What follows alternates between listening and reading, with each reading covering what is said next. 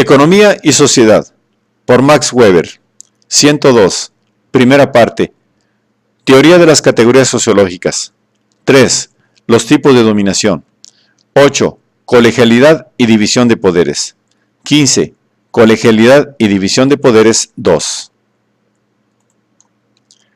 Caso más importante. La coordinación de los magistrados con el Senado como instancia consultiva, de la que de hecho fue desarrollándose la dominación de este último sobre los magistrados, a través del control de las finanzas. Lo originario fuera aproximadamente lo antes descrito, del control de hecho de las finanzas y todavía más de la identidad estamental de los senadores y de los funcionarios formalmente elegidos, fue desarrollándose la vinculación de hecho de los magistrados a los acuerdos del Senado, de modo que la fórmula si eis placeret, que expresaba la libertad de los magistrados, significaba posteriormente algo así como nuestro si le place en las órdenes apremiantes. Inciso F. Algo completamente diferente significa el caso de que en una magistratura exista una colegialidad especificada, es decir, en que la preparación y la propuesta de las cuestiones de su competencia se confía a expertos, en ocasiones en un mismo asunto a distintos técnicos, pero en la que la decisión queda a la votación de la totalidad de los miembros. Este fue el caso, con mayor o menor pureza, en la mayor parte de los consejos de Estado y en otras instituciones análogas de la antigüedad. Así, en el Consejo de Estado inglés, en la época anterior al predominio del gabinete. Nunca han expropiado los príncipes, por grande que fuera a veces su poder. Al contrario, en ciertas circunstancias, el príncipe buscó apoyarse en los consejos de Estado para quebrantar el gobierno de gabinete del jefe del partido. Así en Inglaterra, aunque en vano. Frente a esto, corresponden pasablemente al tipo los ministerios de expertos de los tipos carismático hereditario y plebiscitario con división de poderes norteamericano, que los imperantes, rey, presidente, nombran a su arbitrio para apoyarse en ellos. Inciso G. La colegialidad especificada puede ser una corporación simplemente consultiva, cuyas votaciones y contravotaciones se someten a la libre decisión del soberano, como en la letra E. La diferencia es solo esta, que aquí la especificación de funciones se lleva a cabo con el máximo rigor. El caso corresponde quizá a la práctica prusiana bajo Federico Guillermo I. Esta situación siempre apoya al poder soberano. Inciso H. A la colegialidad racionalmente especificada se opone radicalmente la colegialidad tradicional de los ancianos, la discusión colegiada de los cuales se considera como la garantía del hallazgo del derecho realmente tradicional y eventualmente sirve, en cuanto a instancia de casación, como medio de conservación de la tradición contra disposiciones estatuidas opuestas a la misma. Ejemplo, muchas de las jerusías de los antiguos. Para el caso de la casación, el Areópago de Atenas, los patres en Roma, incluido por supuesto en su forma originaria, en el tipo 1.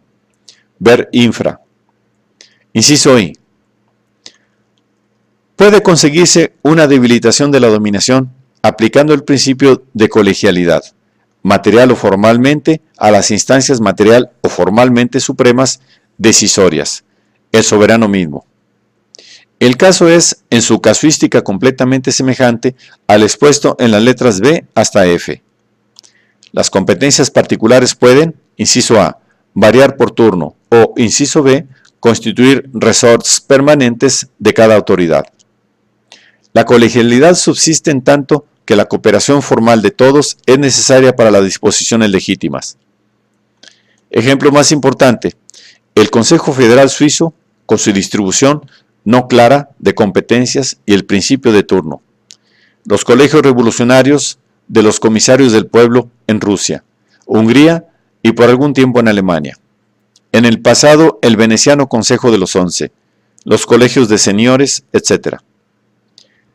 Muchos casos de colegialidad dentro de las asociaciones de dominación patrimoniales o feudales son o alfa, casos de división estamental de poderes, colegialidad del cuadro administrativo estamental o de los apropiados estamentales, o beta, casos de creación de representación colegiada de los funcionarios patrimoniales, consejos de Estado, caso F, solidarios con el soberano frente a los potentados estamentales asociados, consejos cívicos, caso F, o gamma, casos de creación de corporaciones consultivas y en ciertas circunstancias decisorias que el soberano preside o asiste con su presencia o de cuyas sesiones y votaciones es enterado y mediante la composición de las cuales, en parte doble alfa con expertos y en parte doble beta con personas con un prestigio específicamente estamental, puede esperar, frente a las exigencias crecientes de carácter técnico, completar de tal modo su propia información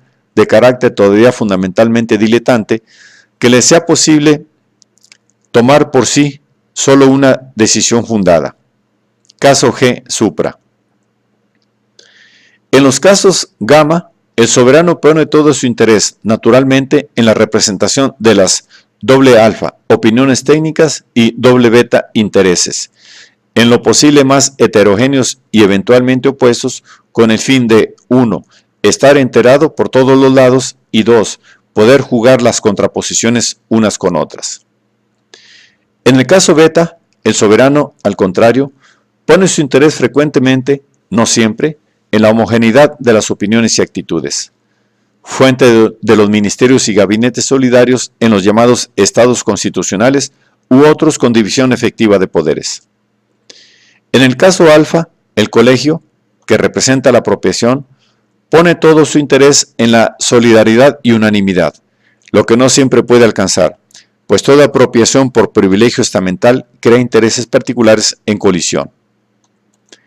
En el caso alfa son típicas las asambleas estamentales, los comités de carácter estamental y las asambleas de vasallos que los preceden, también frecuentes fuera de Occidente. China. Para beta, las primeras magistraturas totalmente colegiadas de las nacientes monarquías modernas, compuestas sobre todo, pero no solo, de juristas y expertos en finanzas. Para gamma, los consejos de Estado de numerosas monarquías extranjeras y de las modernas de Occidente en sus comienzos. Todavía en el siglo XVIII tenía asiento en el gabinete inglés un arzobispo, con sus consejeros áulicos y su mezcla de funcionarios honorarios y profesionales.